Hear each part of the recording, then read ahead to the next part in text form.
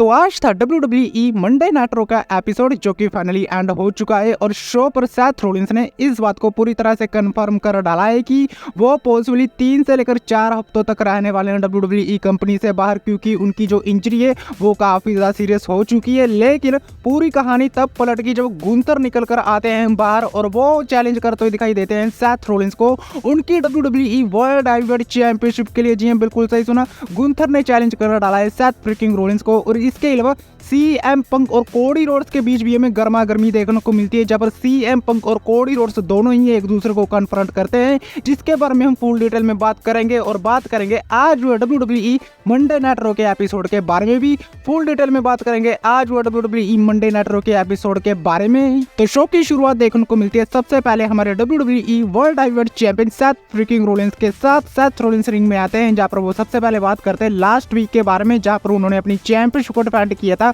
Against Jinder महल के। लेकिन इसके बाद वो बात करते हैं अपनी हेल्थ के बारे में, जहाँ पर वो ये कहते हैं कि उनको एक काफ़ी ज़्यादा सीरियस इंजरी आ चुकी है, जिसके चलते उन्हें सर्जरी की ज़रूरत है, जो कि काफ़ी ज़्यादा ज़रूरी भी है उनकी हेल्थ के लिए। और इसके चलते डॉक्टर्स ने मुझे कहा है कि मुझे 3 से लेकर 4 हफ्तों तक WWE कंपनी में कंप्लीट नहीं करना है और मैं 3 से 4 हफ्तों तक पॉसिबली WWE कंपनी से बाहर हो सकता हूँ। और ये कहते हुए सेथ फ्रीकिंग रॉलिंस काफ़ी ज़्यादा इमोशन नजर आते हैं, जिसके बाद सभी को ऐसा लग रहा था कि फाइनली सेथ रॉलिंस अपनी वर्ल्ड हेवीवेट चैंपियनशिप को रिलिंक्विश करने वाले हैं और कुछ कहने लगते हैं सेथ फ्रीकिंग रॉलिंस। लेकिन तभी थीम म्यूजिक प्ले हो जाता है हमारे इंटरकॉन्टिनेंटल चैंपियन गुंथर का। जी बिल्कुल सही सुना, गुंथर ने इंटरप्ट किया सेथ रॉलिंस को। कहां पर हम सबको लग रहा था कि डेमियन प्रीस्ट इंटरप्ट करेंगे, मैकिंटायर इंटरप्ट करेंगे, लेकिन ऐसा कुछ नहीं हुआ। गुंथर निकल कर आते हैं और वो फेस ऑफ करते हुए दिखाई देते हैं सेथ फ्रीकिंग रॉलिंस के साथ, जहां पर वो सेथ रॉलिंस को ये कहते हैं कि मैं तुम्हारी काफी ज्यादा इज्जत करता हूं, तुम वाकई में एक फाइटिंग चैंपियन हो, तुम वाकई में एक डिफेंडिंग चैंपियन हो, लेकिन तुम्हारी इंजरी की खबर सुनकर मुझे सचमुच में दुख हुआ है। लेकिन तुम्हें चिंता करने की जरूरत है नहीं, क्योंकि ये जो तुम्हारी चैंपियनशिप है ना, ये सही हाथों में जाने वाली है, क्योंकि इस चैंपियनशिप को मैं हथियाने वाला हूं और रसलमेनिया 40 में लेकर जाऊंगा तुम्हारी चैंपियनशिप को, क्योंकि तुम तो अपनी इंजरी के चलते रसलमेनिया को मिस ही कर दोगे। लेकिन सेथ फ्रीकिंग रॉलिंस ये कहते कि तुम्हें किसने कहा कि मैं रसलमेनिया को मिस करूंगा, ऐसा कुछ भी नहीं होने वाला है। भले ही मैं इस समय इंजर्ड हो चुका हूं, लेकिन ये जो चैंपियनशिप है ना, मैं इसको रसलमेनिया तक लेकर जाऊंगा और अपनी चैंपियनशिप को रसलमेनिया में भी डिफेंड करूंगा। ऐसे कहकर सेथ रॉलिंस ने इस बात को पूरी तरह से कंफर्म कर दिया कि वो भले ही इंजर्ड हो चुके हैं, लेकिन वो अपनी चैंपियनशिप को रिलिंक्विश नहीं करेंगे, रसलमेनिया तक अपनी चैंपियनशिप को लेकर जाने वाले हैं। जिसके बाद गुंथर ये कहते हैं कि ठीक है कोई बात नहीं, लेकिन ये मत भूलो कि रॉ रंबल होने वाला है और मैं रॉ रंबल में एंटर होऊंगा और वहां पर रॉ रंबल को जीतूंगा और तुम्हें चैलेंज करूंगा रसलमेनिया में तुम्हारी वर्ल्ड हेवीवेट चैंपियनशिप के लिए। जी हां, बिल्कुल सही सुना, गुंथर ने इस बात को पूरी तरह से कंफर्म कर डाला है कि वो मैच का रॉ रंबल मैच जीतेंगे और सेथ रॉलिंस को फेस करेंगे उनकी WWE वर्ल्ड हेवीवेट चैंपियनशिप के लिए रसलमेनिया में। जिसके बाद सेथ रॉलिंस ये कहते हैं कि ठीक है तुम मेंस के रॉ रंबल के मैच को जीतो और मैं तुम्हारा वेट करूंगा रसलमेनिया में। तो ऐसा कहकर इन दोनों की बातचीत खत्म हो जाती है, जिसके बाद ये दोनों आपस में हैंडशेक करते हुए भी दिखाई देते हैं। लेकिन रिंग साइड पर जिवानो विंची और लुडविग काइसर के ऊपर अटैक हो जाता है न्यू डे के मेंबर की तरफ से, जिसके बाद हमें एक टैग टीम मैच देखने को मिलता है न्यू डे वर्सेस जिवानो विंची और लुडविग काइसर के बीच। बात करें इस मैच के बारे में तो पहली बात, दोनों ही टैग टीम मैच को मैच से कुछ भी घंटा फर्क नहीं पड़ता है, क्योंकि ये जो मैच होता है ना, ये डिस्क्वालिफिकेशन वे में एंड हो जाता है जब चारों ही सुपरस्टार रिंग साइड पर भिड़ जाते हैं और मैच डिस्क्वालिफिकेशन में एंड हो जाता है। जिसके बाद दोनों ही टैग टीम एक दूसरे के ऊपर ब्रूटल वे में अटैक करते हुए दिखाई देते हैं। ऑडियंस के बीच इनकी जो होती है लड़ाई वो चली जाती है और खतरनाक वे में एक दूसरे के ऊपर अटैक करते हुए दिखाई देते हैं। और इन दी एंड क्राउड के पीछे के टेबल होता है जिसके ऊपर चारों ही सुपरस्टार आर पार हो जाते हैं। तो ऐसे करके हमें काफी ज्यादा खतरनाक ब्रोल और काफी ज्यादा बड़ा मैच देखने को मिलता है, यानी कि काफी ज्यादा खतरनाक मैच देखने को मिलता है न्यू डे और जिवानो विंची और लुडविग काइसर के बीच। वैसे ये मैच जो होता है वो डिस्क्वालिफिकेशन वे में एंड हो जाता है। इसके बाद हमें आईवी नाइल वर्सेस वेलहाला के बीच भी एक सिंगल मैच देखने को मिलता है। बात करें इस सिंगल मैच के बारे में तो ठीक ठाक सा एक्शन होता है इस मैच में। बात करें इस मैच के रिजल्ट के बारे में तो मैक्सिन दुपरी जो कि रिंग साइड पर होती हैं वो इंटरप्ट कर देती है इस मैच में, जिसका फायदा उठाती है आईवी नाइल और वो अपना फिनिशर लगा देती है वेलहाला के ऊपर और पिन कर इस मैच में विक्ट्री हासिल कर लेती है आईवी नाइल। इसके अलावा बैक स्टेज पर हमें कोफी किंगस्टन का इंटरव्यू देखने को मिलता है, जहां पर कोफी किंगस्टन इस बात को पूरी तरह से कंफर्म करते हुए दिखाई देते हैं कि नेक्स्ट वीक होने वाले रॉ के एपिसोड पर वो फेस करेंगे गुंथर को उनकी इंटरकॉन्टिनेंटल चैंपियनशिप के लिए। और WWE वालों ने इस बात को पूरी तरह से कंफर्म कर दिया कि नेक्स्ट वीक होने वाला है गुंथर वर्सेस कोफी किंगस्टन के बीच match for WWE intercontinental championship के लिए। इसके बाद हमें नाया जैक्स का प्रोमो देखने को मिलता है। नाया जैक्स रिंग में आती है, जहां पर वो बात करती है सबसे पहले रिया रिप्ली के बारे में कि कैसे रिया रिप्ली ट्रॉफी लेके चारों खाने चित कर दिए थे नाया जैक्स ने जब उन्होंने रिटर्न किया था वापस से मंडे नाइट रॉ के एपिसोड पर। और इसके अलावा बेकी लिंच के बारे में भी बात करती हैं, जहाँ पर वो ये कहते कि मैंने बेकी लिंच को हरा दिया था डे 1 पर, लेकिन तभी थीम म्यूजिक प्ले हो जाता है द मैन बेकी लिंच का।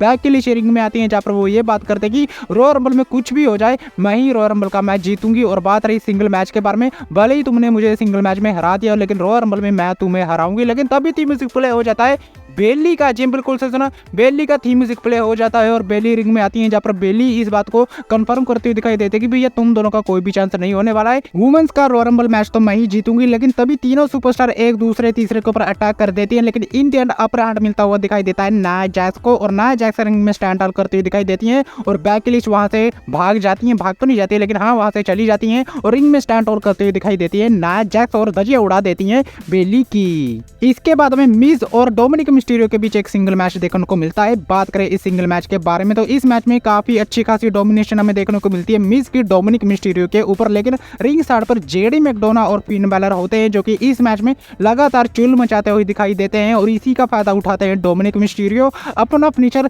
619 लगाते हैं और इसके बाद लगाते हैं अपना फ्रॉग फ्लैश और शॉकिंग वे में इस मैच में पिन कर देते हैं मिज को डोमिनिक मिस्टीरियो। और हार हो जाती है मिज की और विक्ट्री हो जाती है डोमिनिक मिस्टीरियो की, जिसके बाद स्टील जजमेंट डे की टीम अटैक करती हुई दिखाई देती है मिज के ऊपर। लेकिन तभी थीम म्यूजिक प्ले हो जाता है तमोसो चैंपा और जोनी गार्गानो का, जिसके बाद वो बैंड बजा देते हैं जजमेंट डे की टीम की और वहां से भगा देते हैं और रिंग में स्टैंड आउट करते हुए दिखाई देते हैं तमोसो चैंपा, जोनी गार्गानो और मिज।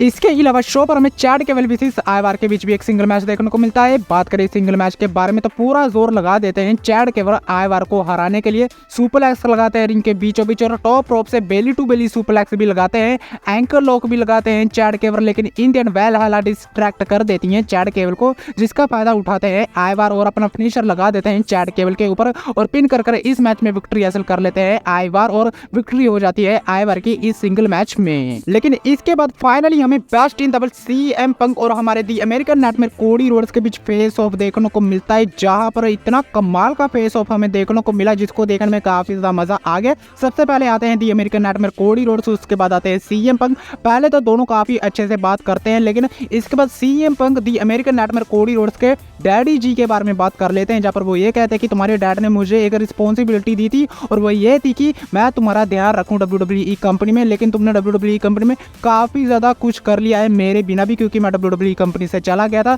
लेकिन मैं सचमुच में एक रियल अमेरिकन ड्रीम हूँ, तुम्हारे पिताजी नहीं थे, क्योंकि तुम्हारे पिताजी जो थे उन्होंने काफ़ी कुछ किया, लेकिन तुम्हें जो मिला है ना वो तुम्हारे पिताजी की वजह से ही मिला है, क्योंकि तुम्हारे पिता पहले से ही एक प्रोफेशनल रेसलर थे, उसी के चलते तुम आज WWE कंपनी में आए हो। लेकिन एक रियल अमेरिकन ड्रीम क्या होता है वो मुझे पता है, क्योंकि मैं हूँ एक रियल अमेरिकन ड्रीम। जिसके बाद कोडी रोड्स ये कहते हैं कि चलो ठीक है कि मैं तुम्हें मानता हूँ कि तुमने काफ़ी कुछ किया, लेकिन मैं तुम्हारे एक पाइप बॉम्ब के बारे में भी बात करना चाहूँगा, जो कि तुमने एक प्रोमो दिया था साल 2011 में, जहाँ पर तुमने सभी के बारे में अच्छी अच्छी बातें की थी। तुमने मेरे बारे में भी बात की थी और मैंने तुम्हारी बातों के ऊपर अमल भी किया था, और जिसके बाद तुम उस समय WWE कंपनी का टॉप सुपरस्टार थे। लेकिन आज देखो WWE कंपनी का टॉप सुपरस्टार कौन है। भले ही तुमने काफ़ी कुछ उखाड़ा हो WWE कंपनी में, लेकिन आज WWE कंपनी में मैं तुमसे भी ज़्यादा महान हूँ। जिसके बाद दोनों के बीच काफ़ी ज़्यादा गर्मा गर्मी बढ़ जाती है और पर्सनल बातें करते हुए दिखाई देते हैं एक दूसरे के साथ सीएम पंक और कोडी रोड्स।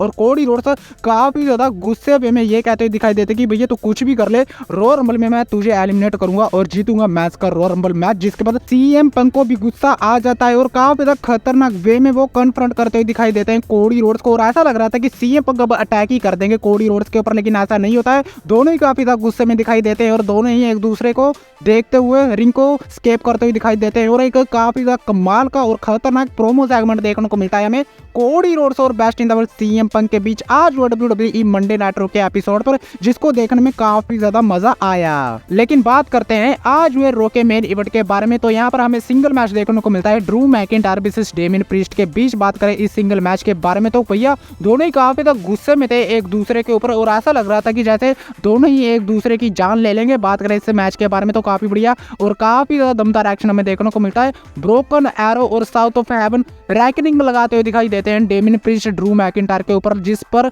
लगातार किक आउट करते हुए दिखाई देते हैं ड्रू मैकिंटायर। और इसके बाद Drew McIntyre shop DDT claymore kick, super kick सब कुछ लगाते हुए दिखाई देते हैं डेमियन प्रीस्ट के ऊपर, लेकिन डेमियन प्रीस्ट भी लगातार किक आउट करते हुए दिखाई देते हैं इस मैच में। लेकिन रिंग साइड पर R-Truth आ जाते हैं, जिसको देखकर मैकिंटायर और डेमियन प्रीस्ट दोनों ही काफी गुस्से में आ जाते हैं और ऐसा लग रहा था कि डेमियन प्रीस्ट की विक्ट्री हो भी जाएगी, क्योंकि वो साउथ ऑफ हेवन लगा देते हैं डेमियन प्रीस्ट मैकिंटायर के ऊपर और पिन भी कर देते हैं ऑलमोस्ट। लेकिन जो रेफरी का ध्यान होता है वो R-Truth पर चला जाता है, जिसकी वजह से पिन नहीं हो पाता है। लेकिन इसका फायदा उठाते हैं मैकिंटायर, क्लेमोर किक लगा देते हैं out of nowhere Damien priest के ऊपर और पिन कर देते हैं इस मैच में डेमियन प्रीस्ट को, और विक्ट्री हो जाती है मैकिंटायर की और हार हो जाती है डेमियन प्रीस्ट की इस मैच में कहीं ना कहीं R-Truth के चलते। तो इस तरह से एंड हो जाता है आज WWE मंडे नाइट रॉ का एपिसोड, जो कि काफी बढ़िया मंडे नाइट रॉ का एपिसोड रहा और ये आखिरी एपिसोड था WWE रॉ रंबल 2024 से पहले, जिसको देखने में काफी ज्यादा मजा भी आया। लेकिन इस वीडियो को करते हैं यहीं पर एंड। वीडियो अच्छी लगी तो वीडियो को लाइक, चैनल को सब्सक्राइब करना मत भूलना, क्योंकि मैं लाता रहता हूँ ऐसी वीडियो। तब तक के लिए टिल देन मिलते हैं नेक्स्ट वीडियो में काफी ज्यादा जल्दी।